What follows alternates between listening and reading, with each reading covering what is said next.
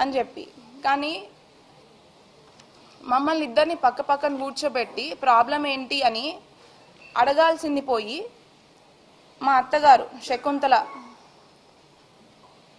నాకు అదేంటి అదనపు కట్నం కోసము నన్ను అన్ని విధాలుగా ఇబ్బంది పెట్టారు, వాళ్ళ ఫ్యామిలీ అంతా కూడా.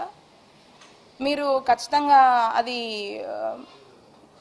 మొన్న బయటికి వచ్చిన ఆడియోలు వీడియోల ద్వారా చూసే ఉంటారు నన్ను ఏ రకంగా ఇబ్బంది పెట్టారని. అయితే అవి అవి కొన్ని మాత్రమే. ఇంకా కూడా నేను చేసిన ఒక్క విషయం ఏంటంటే, నాకు జరిగిన అన్యాయము, నేను ఎదుర్కొన్న ఇబ్బందులు ఖచ్చితంగా అతను పొలిటికల్ బ్యాక్గ్రౌండ్ అండి. మాది అసలు పొలిటికల్ బ్యాక్గ్రౌండ్ కాదు, మాది కంప్లీట్గా బిజినెస్ బ్యాక్గ్రౌండ్. మాకు పొలిటికల్కి బిజినెస్కి అసలు సంబంధం లేదు. సో నేను అదేవిధంగా మా అత్తమ్మ మామయ్యకి నాకున్న ప్రాబ్లమ్స్ని చెప్తే అది పక్కన పెట్టి, మీరు విన్నట్టు మొన్న ఆడియోలో ఇన్నోవా పెళ్ళైన కొత్తలోనే అండి, మాది May 28, 2025కి పెళ్ళైతే నెక్స్ట్ ఒక 1 monthలోనే ఆషాఢం రావడం జరిగింది. అయితే వెళ్ళే ముందే 1 weekలోనే నాకు ఫస్ట్ షాక్ రాజీవ్తో తగిలింది. దాని తర్వాత ఇప్పుడు అది వెళ్ళి వాళ్ళకి చెప్పితే అదనపు కట్నము డబ్బులు తీసుకొని వస్తే నువ్వు హ్యాపీగా ఉంటావు, అతనికి ఇంకా మీరు విన్నట్టు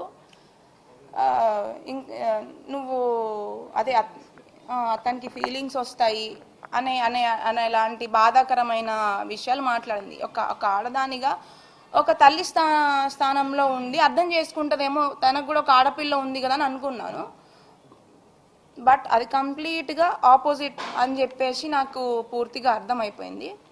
అదే కాకుండా నాకు తగిలిన ఇంకొక షాక్ ఏంటంటే, నాకు పెళ్ళికి ముందు వీళ్ళు హిందూస్ అని చెప్పేసి పెళ్లి చేశారు. కానీ పెళ్ళైన వెంటనే నాకు తెలిసిన విషయం ఏంటంటే వీళ్ళు క్రిస్టియన్స్. వాళ్ళు లోపల ఎట్లాంటి హిందువులకి సంబంధించిన పూజలు కానీ హిందూ కార్యక్రమాలు కానీ, అంటే బయట పబ్లిక్లో మరి ఏం చేస్తున్నారు, ఏం పూజలు చేస్తున్నారు, ఎక్కడికి వెళ్తున్నారు అనేది నాకు సంబంధం లేదు. నేను ఇంటి కోడల్ని, ఇంట్లో ఏమైతే ఫాలో అవుతున్నారో వాటిని నేను పరిగణనలోకి తీసుకుంటాను. అక్కడికి వెళ్ళిన వెంటనే వాళ్ళ ఇంట్లో ఒక పూజ గది లేదు. బట్ మేము పెళ్లి చూపులకు వచ్చే ముందు అక్కడ మాకు తగ్గట్టుగా అన్ని ఫోటోలు అరేంజ్ చేసి మమ్మల్ని మోసం చేసి మమ్మల్ని పెళ్లి వరకు తీసుకొచ్చి పెళ్లి చేశారు.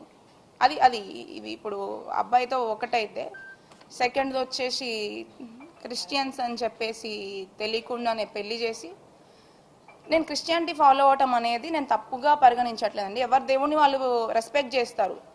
బట్ చెప్పకుండా పెళ్లి చేసి మోసం చేసిందే కాక బలవంతం చేయడం అనేది ఇంకొక తప్పు.